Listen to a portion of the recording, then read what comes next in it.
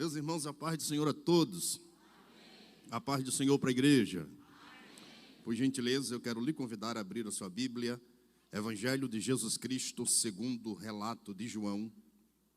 Evangelho de Jesus, segundo o relato de João, capítulo de número 9. Capítulo 9, versículos de números 7, 8 e 9. Evangelho de Jesus, segundo o relato de João, capítulo 9, versículos 7, 8 e 9. Enquanto vocês procuram, eu quero agradecer a Deus por mais uma vez poder estar sendo útil na sua obra, engrandecer ao nome do Senhor e louvá-lo pela vida do anjo da igreja, pastor Jonatas Lins. Que Deus em Cristo permaneça abençoando.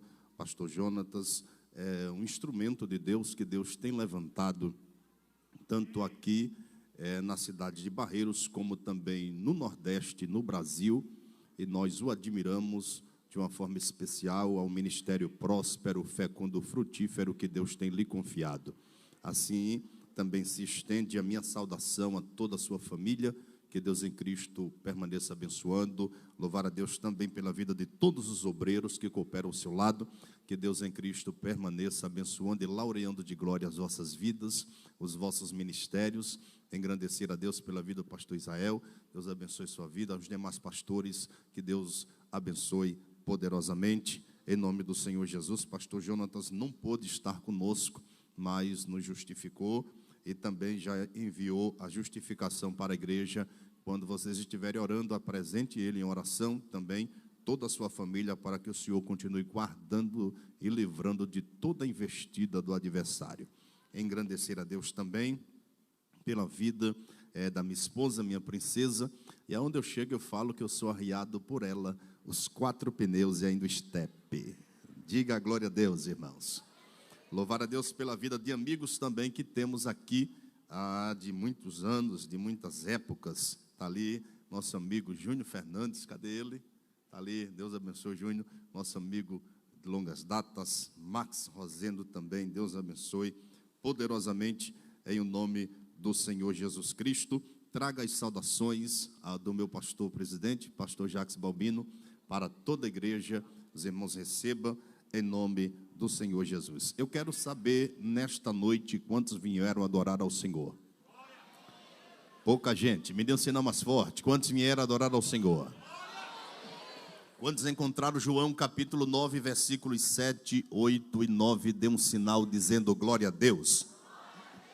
Diz assim a palavra do Senhor: e disse-lhe Jesus: vai, lava-te no tanque de Siloé, que significa o enviado. Foi, pois, e lavou-se, e voltou, e voltou, e voltou. Então os vizinhos e aqueles que Dante tinham visto que era cego, diziam: não é este aquele que estava sentado e mendigava? Uns diziam: é este. E outros diziam: parece com ele. Ele, porém, dizia: sou eu mesmo. E você dá glória a Deus.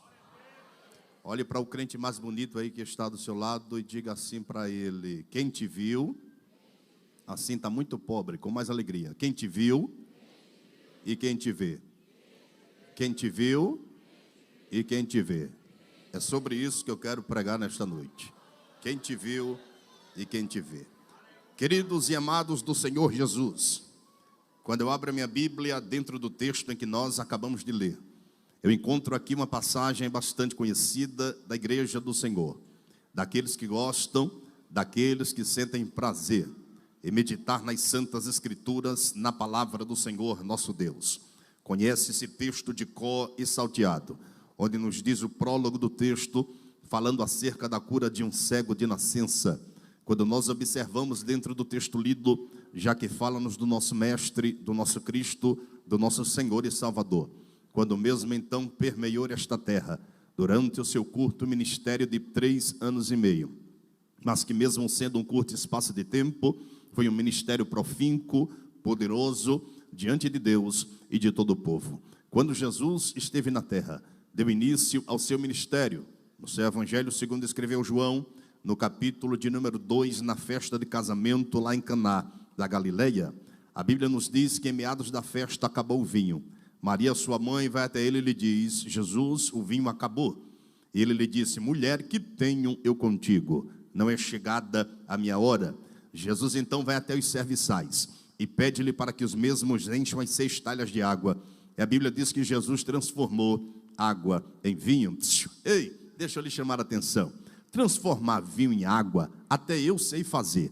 É só pegar o vinho, adicionar água e mais água. Daqui a pouco sai o corante do vinho e tudo se transforma em água. Agora, transformar água em vinho é só para quem tem poder.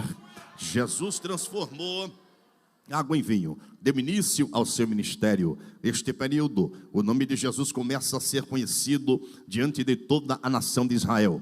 A fama de Jesus começa a correr diante de toda a nação eleita, devido aos feitos, devido aos milagres, devido às maravilhas, devido aos prodígios, devido às grandes operações que o Senhor realizou quando mesmo esteve aqui na terra. Pois bem, quando nós encontramos o capítulo de número 9, nos versículos em que nós acabamos de ler, nós começamos a entender que nesta ocasião estava prestes a encerrar, a terminar uma festa que era denominada como Festa dos Tabernáculos. A Festa dos Tabernáculos, ela era comemorada devido à grande providência que o Senhor realizou, quando mesmo então liberta o seu povo do cativeiro egípcio, onde os mesmos passaram 430 anos. Quando Deus então liberta o seu povo, liderado por Moisés, a Bíblia nos diz que eles vão então peregrinar no deserto. E quando eles estão peregrinando, a Bíblia diz que a nação de Israel começa a murmurar do Senhor, porque não tinha alimento para se alimentar. Diz a Bíblia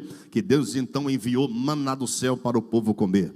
Diz o historiador Flávio Josefo, contemporâneo dos Macabeus, quando ele escreveu a sua grande obra, História dos Hebreus, que Deus mandou tanta carne, mas tanta carne para o povo se alimentar, que o povo andava a cerca de 1 metro de altura sobre as carnes. O que é que eu aprendo aqui? Eu aprendo que o Senhor, nosso Deus, nunca deve nada para ninguém. Por quê? Porque a honra é dele, a glória é só dele, o louvor pertence a ele. Se você concorda comigo, meneia a sua mão para o céu e dê um brado de glória para ele.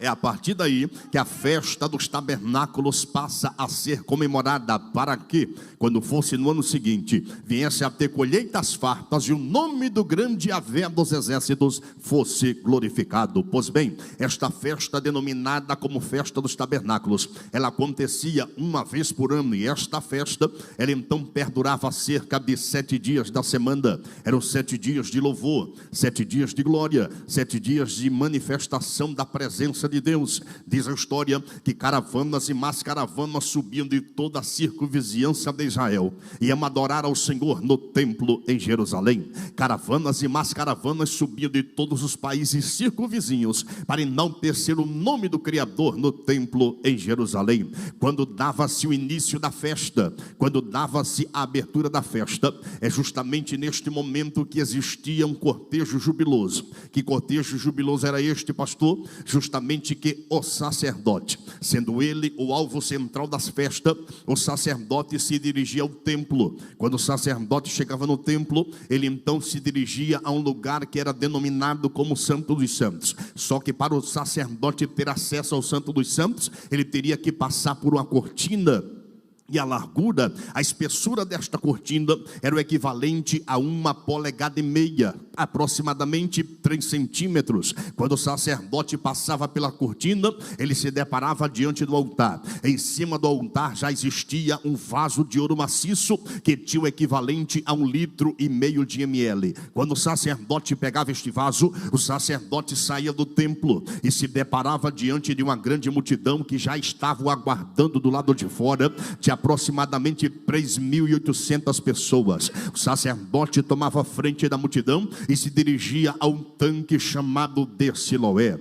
Quando o sacerdote ia na frente, a multidão ia na retaguarda glorificando e exaltando ao Senhor. Quando o sacerdote ia cantando na frente, a multidão ia na retaguarda jubilando e glorificando ao nome do Criador. A distância que eles percorriam era o equivalente a 4,3 km indo, 4,3 km voltando. Só que a multidão que ia na retaguarda do sacerdote não ia de boca fechada. A multidão que ia na retaguarda do sacerdote não ia de boca travada. Eles iam cantando hino, eles iam entoando um louvor. E o louvor que eles iam cantando era chamado de cântico de Halel, que está escrito no livro dos Salmos de número 113. E a letra do hino era esta daqui: louvai ao Senhor, louvai servos do Senhor, louvai o nome do Senhor, seja bendito o nome do Senhor, desde agora e para sempre, desde o nascimento do sol até o ocaso, seja louvado o nome do Senhor. Exaltado está o Senhor acima de todas as nações, e a sua glória sobre os céus está.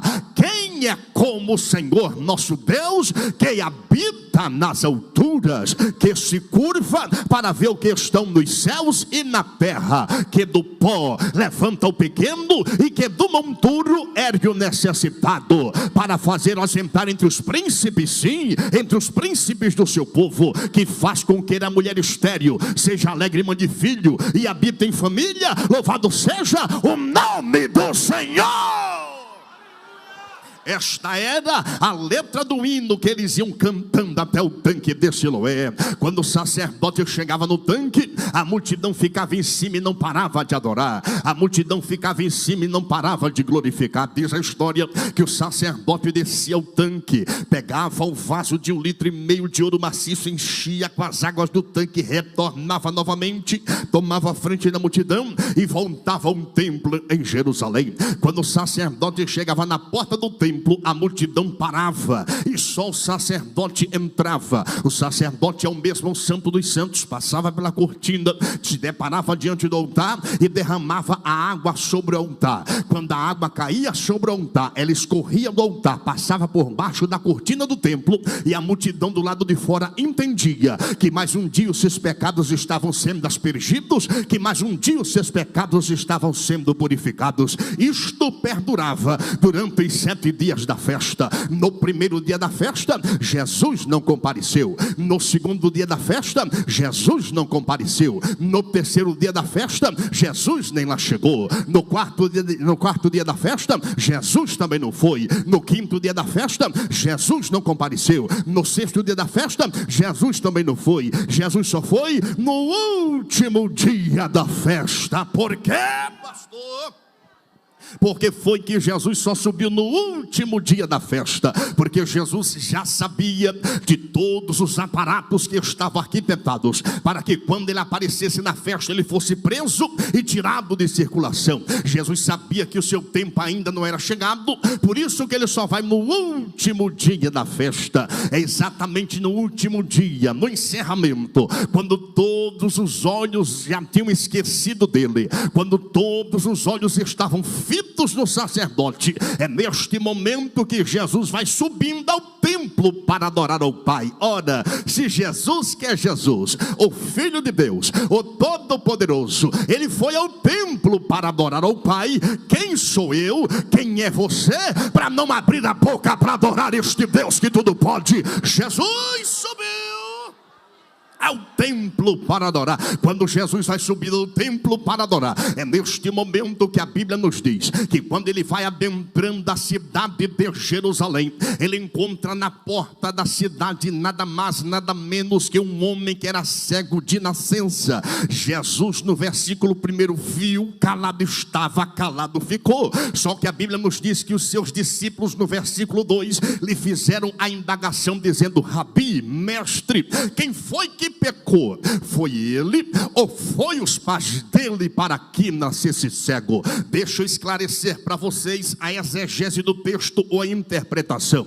Quando os discípulos perguntam quem pecou, ele os pais dele para que nascesse cego, é porque eles conheciam a tradição judaica, e a tradição judaica dizia que o pecado dos pais iam dar nos filhos. Por exemplo, para melhor você entender, se eu tivesse um filho e o meu filho nascesse com algum defeito físico, a tradição judaica dizia que foi um pecado que eu cometi na minha adolescência, e este pecado traria consequências ao corpo físico do meu filho, e esta maldição se estendia até a terceira geração. Isto era a tradição em Israel. Por isso que os discípulos perguntaram: quem foi que pecou? Foi ele ou foi os pais dele para que nascesse cego? Jesus quebrou esta tese dizendo: nem foi ele, nem foi os pais dele, mas isto aconteceu com ele para que se manifeste nele as obras do Deus Pai que me enviou. Jesus continua dando a narrativa dizendo da seguinte forma: façamos a obra do Senhor enquanto é dia. Está ouvindo, igreja Rede Esperança? Façamos a obra do Senhor enquanto é dia, porque a noite vem onde ninguém pode trabalhar. A exegese do texto, Jesus estava dizendo, quando ele fala de dia, ele está se referindo à vida. Quando ele fala de noite, ele está se referindo à morte. Ou seja, Jesus estava dizendo: façamos a obra do Senhor enquanto nós estamos vivos, porque depois que morrermos, não temos mais como fazer a obra, e o que prestaremos conta diante da presença do Senhor. Jesus continua dando a narrativa dizendo da seguinte forma: enquanto eu estou no mundo, eu sou a luz do mundo. É nesse momento, o pastor Israel, que ele vira-se do lado e cospe no chão. Quando ele cospe no chão, ele se agacha, pega a sua saliva, mistura com barro, mistura com areia e faz um lodo. Quando ele faz este lodo, ele se aproxima do rapaz que era cego de nascença, aplica o lodo no olho direito, aplica o lodo no olho esquerdo e deu-lhe uma ordenança dizendo: vai ao tanque de Siloé, que significa o enviado. O cego foi e lavou-se. Agora a pergunta que gerou meu coração foi justamente essa: como foi que este cego conseguiu chegar? Por quê, pastor? Porque de acordo com a arqueologia, da porta da cidade de Jerusalém até o tanque era o equivalente a 4,3 km indo e voltando. Se tinha 4,3 km indo e voltando, como foi que este cego conseguiu andar 4,3 km para poder receber a cura? Só eu encontrei 3 formas para um cego se locomover. A primeira forma que existe para um cego se locomover é com um cão guia, mas a Bíblia não diz que ele tinha. A segunda forma que existe para um cego se locomover é com um cajado ou uma bengala, mas a Bíblia não diz que ele tinha. A terceira forma que existe para um cego se locomover é com alguém o ajudando, mas a Bíblia não diz que ninguém o ajudou. Eu não sei de que forma foi que o cego chegou, só sei que chegou. Quando ele chega na beira do tanque, você pensa que a dificuldade dele acabou por aí? Acabou não, meu irmão. Para ele descer ao tanque, de acordo com a arqueologia, ele teve que descer 34 degraus de escadaria. Por quê? Porque o tanque era lá embaixo. Porque o tanque era lá embaixo. Porque o tanque era lá embaixo. Porque o tanque era lá embaixo. Porque o tanque era lá embaixo. E as escadarias deste tanque não existia corrimão. Pastor Genilson, espera um pouquinho aí. Já que as escadarias não existiam corrimão, me explica, como foi que este cego conseguiu descer 34 degraus de escadaria sem corrimão? Eu só encontrei uma forma para cego descer a escada: é sentando no primeiro degrau e descendo se arrastando. Vai descendo degrau por degrau, degrau por degrau, degrau por degrau, degrau por degrau, degrau por degrau, degrau por degrau. Jesus, segure a minha língua que eu vou desenrolar o rolo completo aqui essa noite. Tem gente que só quer vitória em cima, mas não quer saber de descer. Tem gente que só quer vitória em cima, mas não toma atitude de descer. Crente que não gosta de descer na presença de Deus, já dá para você ver de longe. Você olha para ele, você olha para ela, ela parece uma múmia, ele parece uma múmia. Não abra a boca para adorar, não abra a boca para glorificar, não abra a boca para exaltar. Como diz lá para as bandas das Alagoas, parece uma gia no pé do pote. É frio demais. Barriga de gia é fria demais. Mas sabe o que é que esse povo que não desce na presença de Deus gosta de fazer? Fala mal do pastor. Mas sabe o que é que esse povo que não desce na presença de Deus gosta de fazer? Fala mal dos obreiros. Mas sabe o que é que esse povo que não desce na presença de Deus gosta de fazer? Fala mal da coordenação. Língua de cobra, língua de jararaca, língua de cascavel. Hoje Jesus vai dar um nó na tua língua e tu vai aprender que a tua língua foi feita para adorar, para adorar, para adorar, para adorar, para adorar. Quem pode levantar a mão? Abre essa boca. É porque não gosta de descer. Mas crente que gosta de descer na presença de Deus é diferente. Quando o pastor Jonatas diz assim: vamos fazer a obra, irmão, vamos empurrar o carro para o carro andar. Quem não gosta de descer faz logo o biquinho. Faz logo o bico grande e diz assim: não vai andar, a obra não vai prosperar. E ainda tem daqueles debochada. Jesus, eu falo ou não falo? É para falar? Então eu vou falar. Tem daqueles debochada que ainda diz assim: além de eu não ajudar, eu vou montar em cima do carro para fazer peso. Oh meu filho, oh meu santo, aleluia. Toma jeito na tua vida, deixa de ser tonto, sai de cima do carro, porque senão você vai cair, porque essa obra não pode parar, essa obra tem que continuar. Pega na mão de quem está do seu lado, por favor, segure na mão de quem está do seu lado, por gentileza. Pega a mão dele, segura a mão dela, só para interagir essa noite. Pega a mão dele, segura a mão dela. Se você puder e tiver comunhão com ele, dá uma chacoalhada de leve na mão dele, dá uma sacudida de leve na mão dela e diga para ele: a obra de Deus não pode parar. A obra de Deus não pode parar. A obra de Deus não pode parar. Se arrebenta tudo, meu irmão. O sangue dá no meio da canela, mas a obra de Deus não para, não para, não para.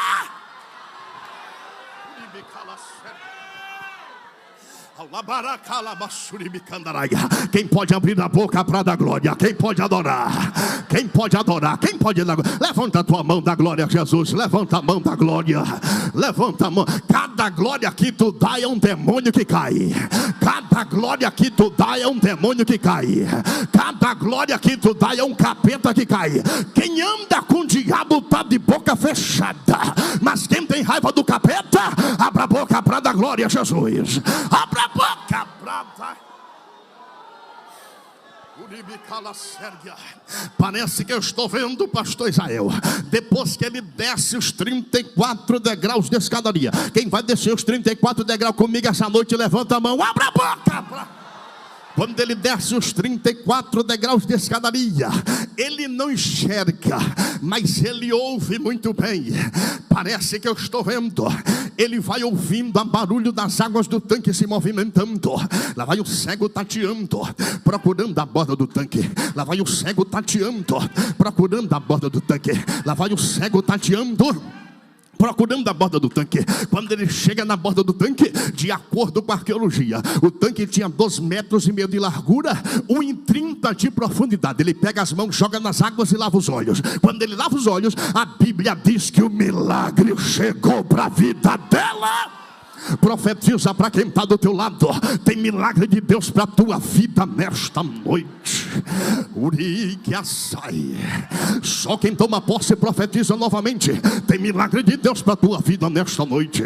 Só quem abre a boca para adorar, só quem abre a boca para dar glória, só quem toma posse abre a boca e adora. Quem acredita, levanta a mão, dá um brado de glória. Aleluia.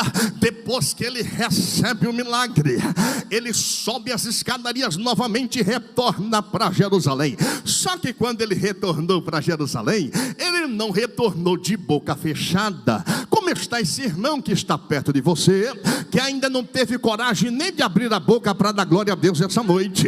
Ele voltou adorando, ele voltou jubilando, Marlon, ele voltou exaltando ao nome de Jesus. A pergunta que gerou o meu coração, pastor Israel, foi justamente essa: espera aí um pouquinho. Eu disse: meu Senhor, venha cá, meu mestre, chegue aqui. Eu disse: meu Jesus, me revela os mistérios da tua palavra, me revela os segredos da tua palavra. Meu Jesus, me explica aqui, por que foi que o Senhor teve que enviar este rapaz que era cego, para poder então pagar o preço de andar 4,3 km para poder receber a cura? Meu Senhor, tu és poderoso, muito mais abundantemente daquilo que eu penso ou imagino. O Senhor tem poder de curar este homem instantaneamente, assim como o Senhor curou o filho de Timeu lá em Marcos 10:46. O Senhor tem poder de curar este homem instantaneamente, assim como o Senhor curou o paralítico de Betesda em João 5. O Senhor tem poder de curar este homem imediatamente, assim como o Senhor curou a mulher que sofria 12 anos de um descontrole menstrual em Marcos 5. Consequentemente, o Senhor vai para a casa de Jairo e ressuscita a filha do mesmo. Meu Senhor, me explica aqui, por que foi que o Senhor teve que enviar este rapaz que era cego para poder andar 4,3 km para poder receber a cura? Sabe o que foi que Jesus falou comigo? Jesus disse: meu filho, porque tem coisas que eu faço, mas tem coisa que é para minha igreja fazer. Oh glória! Sabe o que foi que Jesus falou comigo? Jesus disse: eu faço a minha parte, mas a minha igreja tem que fazer a parte dela. Aí Jesus me levou para João capítulo 11. Você lembra quando Jesus chegou em Betânia? Quantos dias Lázaro estava sepultado? 4 dias. Me ajuda a pregar. Quantos dias Lázaro estava sepultado? 4 dias. Quando Jesus chega lá, a tradição judaica era que até o 3º dia a pessoa poderia estar em estágio de coma e então voltar à vida. Jesus deixou para chegar no quarto, para provar que Ele é Deus que ressuscita. Já era para ter dado glória, mas não tem problema, para mostrar que Ele é Deus que faz milagre. Jesus chegou na porta do sepulcro, e o sepulcro em Israel não é como o sepulcro aqui no Brasil, 7 palmos de terra abaixo. O sepulcro em Israel é um buraco esculpido em uma pedra, que se coloca uma pedra na porta. Quando Jesus chegou na sepultura de Lázaro, Jesus olhou para a multidão e disse: façam a parte de vocês, tirem a pedra. A Bíblia diz que a multidão tirou. Jesus disse: agora eu vou fazer a minha parte. Pai, eu sei que sempre tu me ouves, mas para que todos saibam que tu és poderoso, Lázaro, vem para fora. A Bíblia diz que Lázaro saiu, só que Lázaro saiu todo atado em faixa, que também era um costume oriental. Quando ele sai atado em faixa, Jesus olhou para a multidão novamente e disse: façam a parte de vocês novamente, desatai-o e deixai-o ir. Quem pode levantar a mão da glória? Olha mais uma vez para quem está do teu lado, olha para ele, olha na bolota do olho dele, na bolota do olho dela, e profetiza para ele: faz a tua parte, porque Jesus já está fazendo a dele. Fala para ele: faz a tua parte, porque Jesus já está fazendo a dele. É lá no meio da tua casa, é lá no meio da tua parentela, é lá no meio da tua família. Enquanto você faz a sua parte aqui, Jesus está fazendo a dele lá. Só quem acredita para a boca, para dar glória a Deus. Sabe o que foi que eu descobri? Eu descobri também que quando Jesus fez o milagre na vida deste moço, olhe para mim, preste atenção. Quando Jesus fez o milagre na vida deste moço, Jesus é Jesus, meu irmão, e o resto é propaganda enganosa. Jesus sabe de tudo, Ele tem um domínio de todas as coisas, Ele tem um controle de tudo nas suas mãos. Só quem acredita nisso, abra a boca e adora Jesus nessa noite. Ele tem o controle. Tendo Jesus o controle e sabendo Jesus de tudo, a Bíblia nos diz que Jesus então enviou, ele então recebeu a cura, lavou os olhos e foi curado. Agora sabe o que foi que eu descobri dentro então da história? Eu descobri na história, exatamente então, que todas as festas anuais que havia em Jerusalém, o que era então que acontecia com a cidade então de Jerusalém? A cidade de Jerusalém se tornava uma cidade turística, como até hoje acontece. A cidade mais visitada do mundo é Jerusalém. E então o governo da época de Jerusalém, sabendo que a cidade ficava abarrotada de turistas para participar das das festas anuais, ele então desviava toda a água da circunvizinhança, das cidades vizinhas, para levar para o centro de Jerusalém, para não passar vergonha com os estrangeiros que vinham. Sabe o que é que acontecia? Era exatamente nesta ocasião que as outras cidades ficavam 7 dias sem água, só existia água em Jerusalém. Jesus também sabia que existia na cidade de Jerusalém, na porta da cidade, um costume pagão. E que costume pagão era esse, pastor Genilson? Era justamente que a saliva, presta atenção, o costume pagão que existia era que a saliva servia para curar enfermidade. O costume pagão era que a saliva servia para curar enfermidade. E aqui no nosso Brasil nós não temos um costume parecido com esse. E temos, pastor? Temos. Quem nunca foi criança aqui para se ouvir dizer que quando alguém tinha alguma ferida na perna, chamava um cachorro, o cachorro vinha, lambia a ferida e a ferida era sarada. Quem nunca ouviu essa história quando criança? Mas isto não é verdade, irmão. Saliva de animal não cura ferida coisa nenhuma. Isso foi os primos da outra religião que inventou. Lá em Israel existia o mesmo costume, que a saliva servia para curar enfermidade. Jesus, que não é bobo nem nada, Jesus que gosta que o nome dele seja adorado, Jesus disse: se eu mandar você entrar na cidade de Jerusalém, porque é pertinho, porque só tem água lá, e mandar você se lavar, os sacerdotes vão te expulsar. Por quê? Porque você é defeituoso, você é cego de nascença, e toda pessoa defeituosa era considerada como anátema, amaldiçoado. Só tem água lá, vão te expulsar. Se eu te curar na porta da cidade, o povo vai dizer: não foi milagre coisa nenhuma, foi a saliva que curou. Para que todos saibam que o Filho do Homem tem poder para fazer milagre, faz a tua parte, porque eu já fiz a minha. Vai lá, retira a saliva e volta de posse do teu milagre. Quem pode levantar a mão e dar um brado de glória?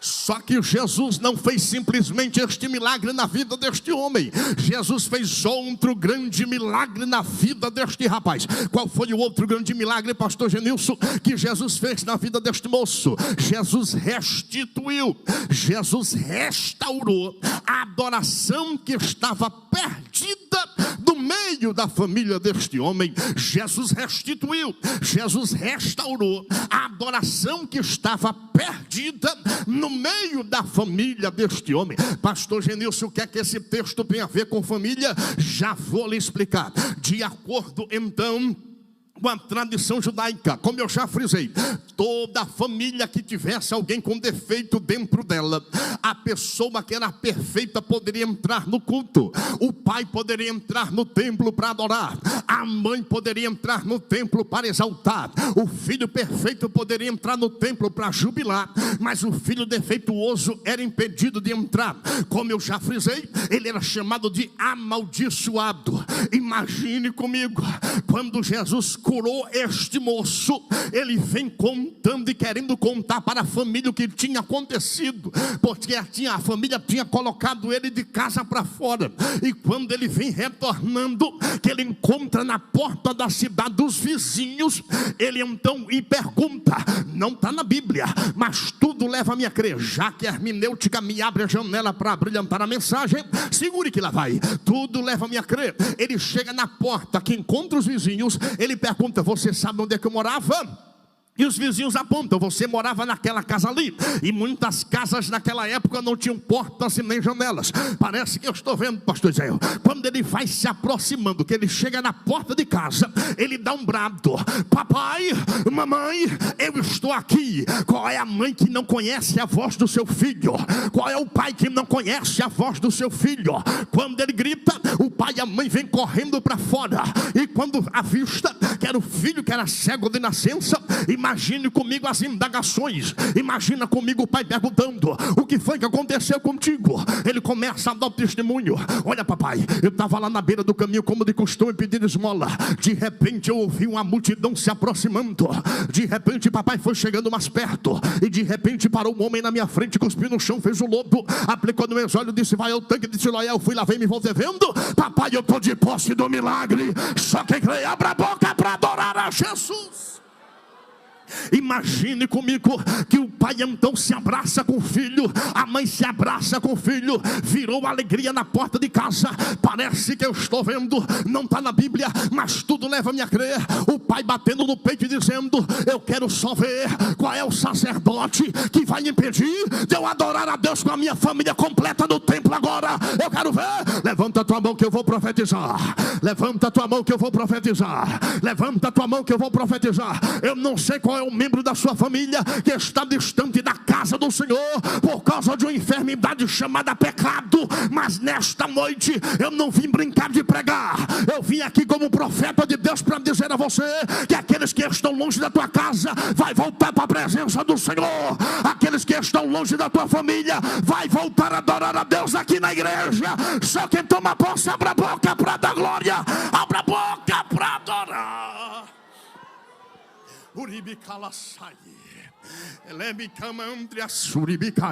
Pega na mão de quem está do seu lado mais uma vez, segura a mão dele com alegria, pega a mão dela.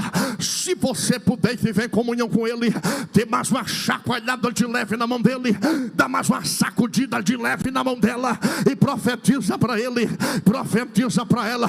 Pode preparar o culto em ações e graça.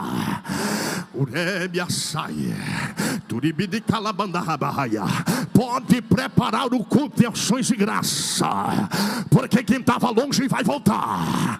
Quem estava longe, Jesus vai trazer de volta. Quem estava longe, profetiza para quem está do teu lado e diga para ele: vai ter festa lá na tua casa. Vai ter festa lá no meio da tua família, porque quem estava longe, Jesus está dizendo essa noite: se prepara, porque eu vou trazer de volta. Quem crê, abra essa boca, dá glória a Deus.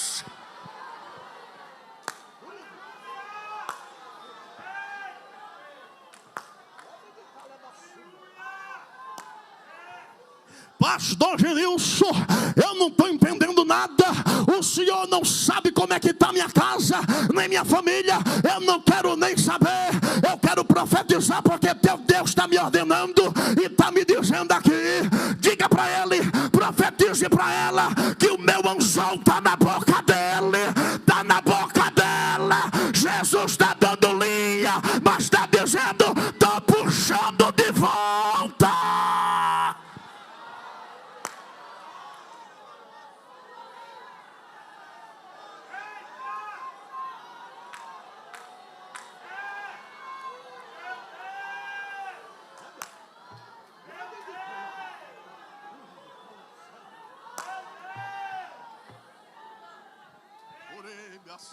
Diga de novo para quem está do seu lado: vai ter festa lá na tua casa.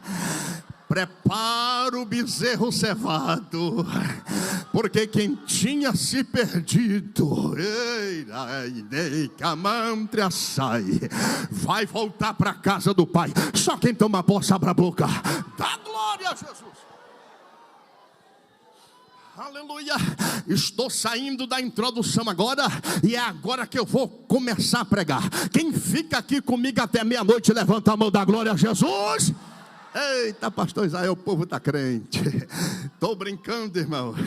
Não vou me estender muito, já estou terminando. Aleluia, foi só para descontrair. Até porque eu ainda quero deixar a dobradiça da porta melada de azeite para poder voltar. Mas sabe o que foi que eu encontrei aqui? Eu encontrei, dentro do texto em que nós lemos, eu encontrei três coisas. Olhe para mim, preste atenção. Dentro do texto em que nós lemos, eu encontrei três coisas que aconteceram com os vizinhos deste homem quando Jesus fez um milagre na vida dele. Três coisas aconteceram com os vizinhos deste homem quando Jesus fez um milagre na vida dele. A primeira coisa que aconteceu com os vizinhos deste homem quando Jesus fez um milagre na vida dele é que os vizinhos perceberam que ele era cego. Me ajuda a pregar. É que os vizinhos perceberam que ele era... Não ouvi. É que os vizinhos perceberam que ele era... Pastor Genilson, então me prove no texto que o senhor leu, onde está inserido que os vizinhos perceberam que ele era cego? Capítulo 9, versículo 8, na parte A do versículo, e diz os vizinhos, então os vizinhos, e aqueles que dantes tinham visto que era cego. Olha o que é que o texto está dizendo, então os vizinhos, e aqueles que dantes tinham visto que era cego. Pastor Genilson, onde está a revelação do texto aqui? A revelação está justamente no era de cego. A revelação está justamente no era de cego. Por quê, pastor? Porque o era, dentro da língua portuguesa, ele nada mais é do que uma conjugação do verbo ser. O era, dentro da língua portuguesa, ele é conhecido como pretérito imperfeito do indicativo. Pretérito imperfeito do indicativo significa aquilo que era, mas não é mais. Aquilo que era, mas não é mais. Dá uma olhada bem na bolota do olho de quem está do teu lado e profetiza para ele: quem te viu e quem te vê, quem te viu e quem te vê, quem te viu e quem te vê. Quem te via cego vai ter que te ver enxergando a glória de Deus. Quem te via caído vai ter que te ver de pé na presença do Senhor. Quem te via calado vai ter que te ver cantando o hino da vitória. Quem te via na prova vai ter que te ver na bênção. Quem te via por baixo vai ter que te ver por cima. Quem quer levanta a mão, dá um brado de glória. A segunda coisa que aconteceu com os vizinhos deste homem, quando Jesus fez um milagre na vida dele, é que os vizinhos perceberam que ele era mendigo. É que os vizinhos perceberam que ele era mendigo. Me ajuda a pregar. É que os vizinhos perceberam que ele era... Pastor Genilson, então me prove no texto que o senhor leu, onde está inserido que os vizinhos perceberam que ele era mendigo? Capítulo 9, versículo 8, na parte B do versículo, e disse os vizinhos, olha a pergunta que eles fizeram: não é este aquele que estava assentado e mendigava? Olha a pergunta que os vizinhos fizeram: não é este aquele que estava assentado e mendigava? Pastor Genilson, o que é que o senhor está querendo dizer com isso? O senhor está bem querendo dizer que existe mendigo dentro da igreja? Eu querendo dizer, Deus me guarde, eu não estou querendo dizer, eu estou afirmando que tem um monte de mendigo dentro da igreja.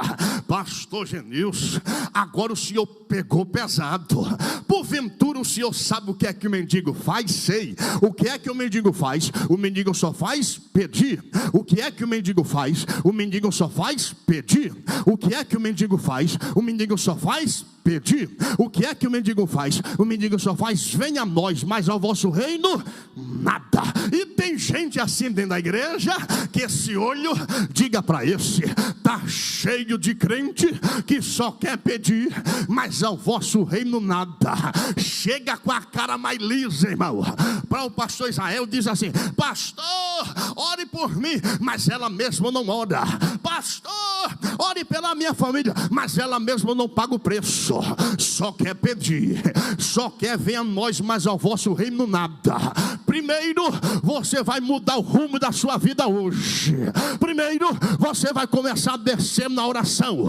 E quando você começar a descer na oração, vai chegar para o pastor Israel, para o pastor Jonathan, e vai dizer assim: me ajudem em oração. Por quê? Porque quando eu peço ajuda, é porque eu já estou orando. E Jesus Cristo disse que um cordão de 3 dobras é mais difícil focar. Quem pode levantar a mão da glória? Olha mais uma vez para quem está do teu lado e profetiza para ele: quem te viu e quem te vê, quem te viu e quem te vê, quem te viu e quem te vê. Quem te via mendigando vai ter que te ver tendo para dar emprestado. Só quem toma posse levanta a mão e dá um brado de glória. A terceira coisa para nós encerrarmos, que aconteceram com os vizinhos deste homem, quando Jesus fez um milagre na vida dele. A terceira coisa que aconteceu com os vizinhos deste homem, quando Jesus fez um milagre na vida dele, é que os vizinhos ficaram espantados com o tamanho do milagre. A terceira coisa que aconteceu com os vizinhos deste homem, quando Jesus fez um milagre na vida dele, é que os vizinhos ficaram espantados com o tamanho do milagre. Olha para quem está do teu lado, dá bem uma olhada na bolota do olho dele, do olho dela, e profetiza: o teu milagre vai ser tão grande, mas tão grande, profetize, que os teus vizinhos vão ficar impressionados. Alguém vai olhar e vai dizer assim: será que é ele?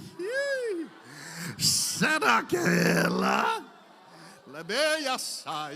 Meu Deus, eu estou sentindo a presença do Nazareno aqui. Quem está sentindo a presença de Jesus, abra a boca para adorar. Abra a boca para adorar.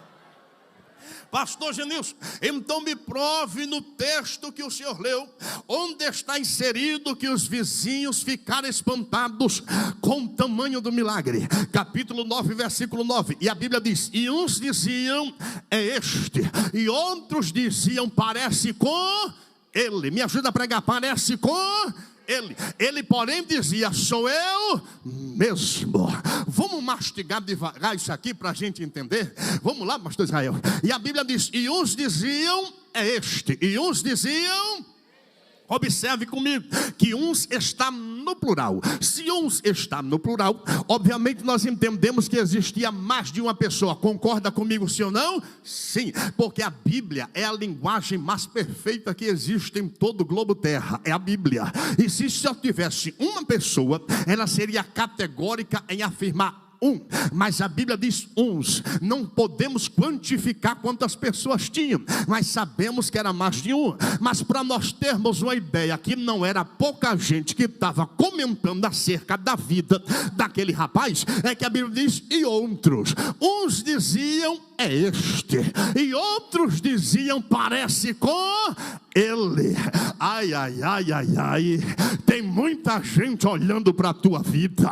Olha para a vida de A, olha para a vida de B, e não olha para dentro da sua própria casa. Jesus manda te dizer nessa noite: deixa de olhar a vida dos outros e vai olhar para dentro da tua casa. E uns diziam, é este, e outros diziam, parece com ele. Irmão, olha para cá, parece que eu estou vendo o pastor Israel. Quando ele vem de posse da vitória, ele vem de posse do milagre. Quem vem de posse do milagre vem de boca fechada, irmão, vem. Quem toma posse do milagre vem de boca travada, não vem. Vem adorando, vem jubilando. E todo aquele que jubila, todo aquele que adora, chama atenção. Oh glória! Todo aquele que adora Jesus chama atenção. Todo aquele que adora Jesus chama atenção. Todo aquele que adora Jesus chama atenção. Todo aquele que adora Jesus chama atenção. Pastor Genilson enganchou o CD, enganchou não, é para ver se você entende da glória. Todo aquele que chama atenção. Ele vem chamando a atenção, irmão, porque vinha adorando. E quem adora chama atenção. Quando ele vinha adentrando na cidade, quem era que estava na porta da cidade, na esquina? Os vizinhos. Quem eram que estava na porta da cidade, na esquina? Os vizinhos. Primeira coisa que Jesus manda dizer nessa noite aqui, para você entender que esquina não é lugar para crente ficar. Esquina não é lugar para crente ficar. Na esquina só dá confusão, na esquina só dá disse-me-disse, na esquina só dá fofoca, na esquina só dá contenda. São nas esquinas que acontecem os assassinatos. Quem anda em esquina tem a língua maior do que a minha gravata. Mas nessa noite Jesus está dizendo: sai das esquinas e vai para o quarto da oração.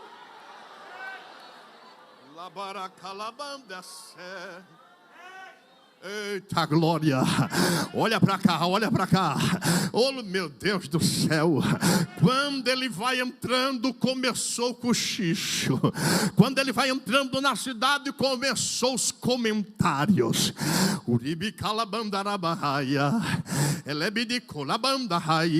E a Bíblia diz que eles comentaram. E o Senhor prova que eles estavam comentando? Provo, não tem problema. Nem se preocupe que eu não vou para Gênesis, nem Êxodo, nem Apocalipse. Vou ficar no capítulo 9, no versículo 9. E qual era o comentário? E uns diziam: é este.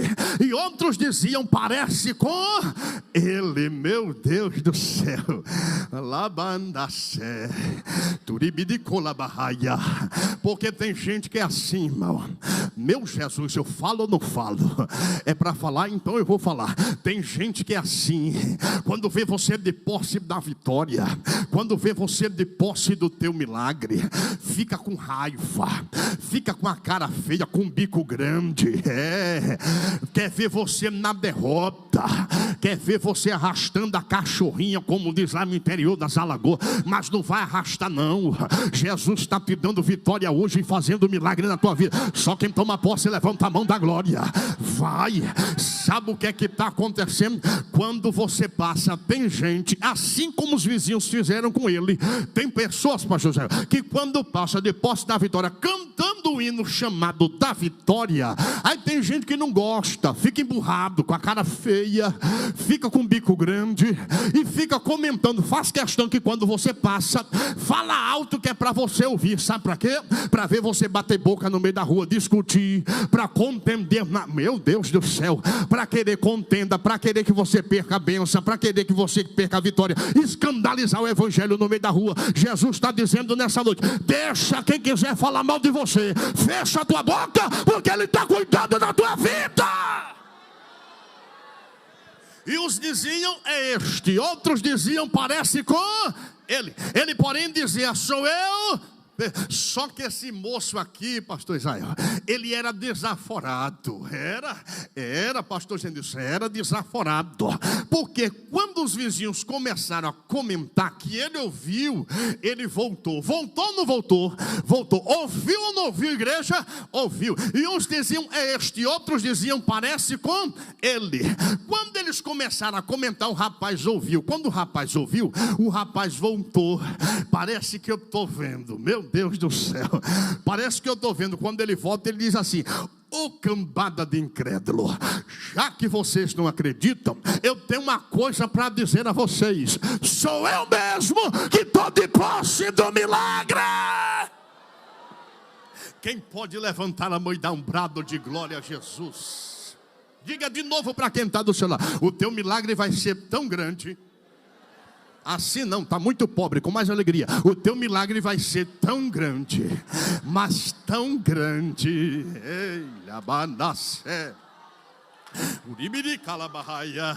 que os teus vizinhos vão ficar impressionados. Alguém vai olhar e vai dizer: será que é ele? Alguém vai olhar e vai dizer: será que é ela? Meu Jesus, quem pode levantar a mão da glória? Quem pode levantar a mão da glória? Quem pode levantar? E ainda tem gente, irmão, tem gente que é terrível, não gosta de você, não gosta do milagre que Deus está fazendo com você. Aí olha, comenta com alguém e diz assim. Aí olha, comenta com alguém e diz assim: está parecendo com ele, está parecendo com ela. Mas ainda tem daqueles debochados que diz assim: eu não acredito que seja ele, que seja ela.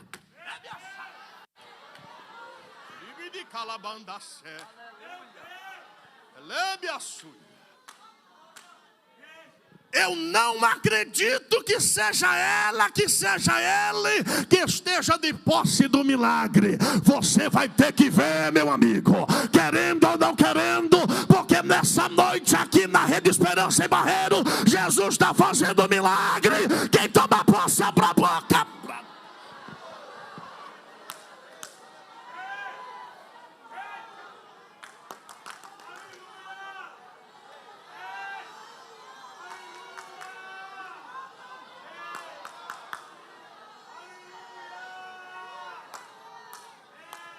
Satanás, você querendo ou não querendo aceitar, Jesus está fazendo um milagre essa noite. Quem toma posse, abre a boca da glória. Pega na mão de quem está do teu lado, pega mais uma vez, segura a mão dele, pega a mão dela. Aí tem gente que diz assim: mas esse pregador é muito chato, eu não gosto desse negócio de pegar na mão, eu não gosto de pegar na mão do meu irmão. Escuta aqui, bonitão, escuta aqui, belezinha. Se você não gosta de pegar na mão do teu irmão, é porque você tem alguma contenda com ele. Como é que tu quer receber o milagre? Quebra o laço para a bênção chegar. Pega a mão dele, segura a mão dela, dá uma chacoalhada nele, dá uma sacudida na mão dela e diga para ele: os teus vizinhos, profetiza, os teus vizinhos, querendo ou não, aceitando ou não, vai ter que ver, vai ter que ver, vai ter que ver, vai ter que ver, vai ter que ver. Amalaias.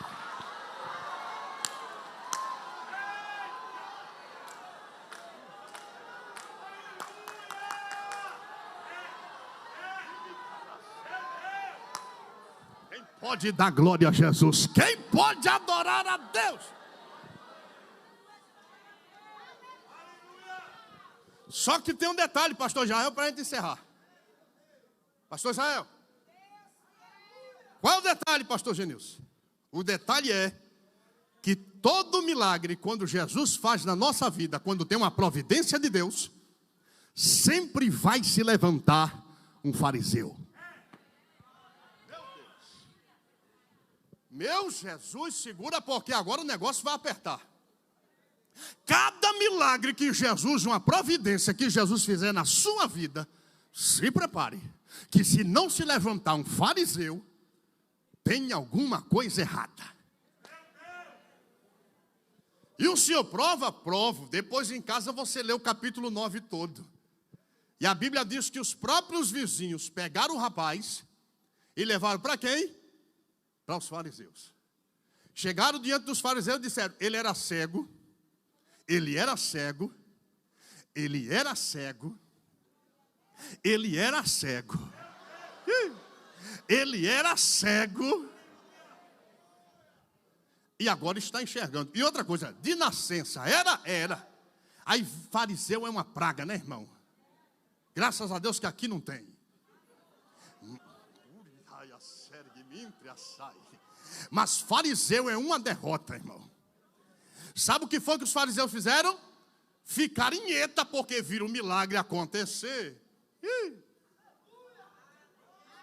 Ficaram em eta porque viram o milagre acontecer. Ficaram desesperados porque viram o rapaz de posse do milagre. Aí chegaram para o rapaz e perguntaram: me diga uma coisa, tu era cego? Aí o rapaz mais uma vez vai contar o testemunho. Diga para quem está do seu lado: o teu milagre vai ser tão grande. Diga de novo, porque assim não vale. Diga com intrepidez: o teu milagre vai ser tão grande que vão ser vários testemunhos que tu vai contar. Só quem toma posse levanta a mão, dá um brado de glória. Mais uma vez, pastor Israel, ele vai contar o testemunho. Igual o testemunho. Me diga uma coisa, tu era cego? Era. O que foi que aconteceu contigo? Mais uma vez ele conta o testemunho. Eu estava lá na beira do caminho pedindo esmola. De repente veio um homem que cuspiu no chão, fez o lodo, aplicou nos meus olhos, disse: vai o tanque de Siloé. Eu fui lá, veio, me voltei vendo. Eu estou de posse do milagre. Só que fariseu nunca se dá por vencido. Fariseu é uma derrota, irmão. Eita, Jesus amado. Fariseu é uma praga, nunca se dá por vencido. Sabe o que foi que fizeram? Diz a Bíblia, eu não estou inventando nada. Está escrito aqui no capítulo 9, que eles foram até o pai do rapaz. E chegaram perto do pai do rapaz e perguntaram: me diga uma coisa, o senhor é pai dele? Ele disse: sou. O que foi que aconteceu com ele? Ele disse: ele era cego? Era. O que foi que aconteceu com ele? O rapaz, para não se envolver porque frequentava o templo, dizia: pergunte para ele porque ele já é de maior. Aí a Bíblia diz que os fariseus voltaram, revoltados, voltaram revoltados e perguntaram mais uma vez o rapaz: me diga uma coisa, tu era cego de nascença mesmo? Meu Deus, meu Jesus amado. Ai. Aí a Bíblia diz que o rapaz que era cego se revoltou. Estou inventando nada, está aqui escrito no capítulo 9. O rapaz ficou furioso e perguntou assim: me diga uma coisa, vocês não querem ser discípulo dele também não?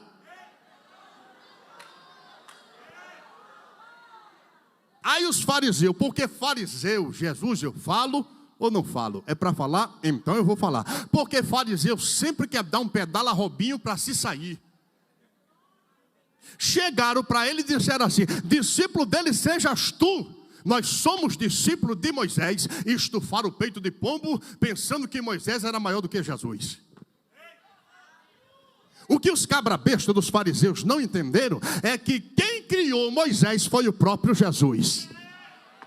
Pastor Genilson, agora o senhor pegou pesado, porque a minha Bíblia diz que Moisés veio primeiro do que Jesus, e o senhor está dizendo que foi Jesus quem criou Moisés. Que conversa é essa? O senhor prova na Bíblia? Provo. Não se preocupe, porque é na Bíblia que se provam as coisas. Então o senhor prova. E outra coisa, deixa eu dizer para você algo aqui que vai criar uma confusão na sua mente, mas não se preocupe que eu vou tirar esta confusão e você vai dar glória essa noite.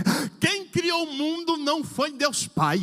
Pastor Genilson, agora o senhor pegou mais pesado ainda. Não foi Deus Pai quem criou o mundo, não.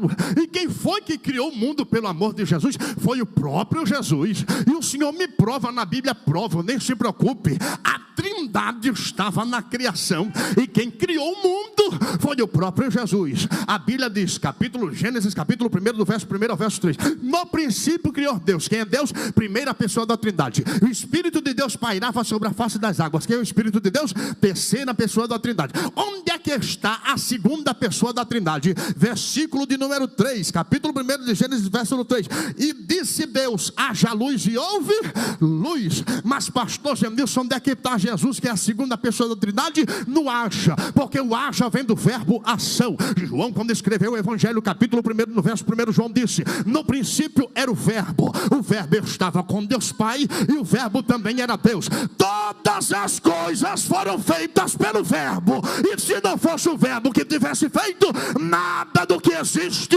existiria. Quando Deus disse haja luz, Jesus disse é para já, e criou todas as coisas, inclusive Moisés. Quem pode levantar a mão e dar um brado de glória?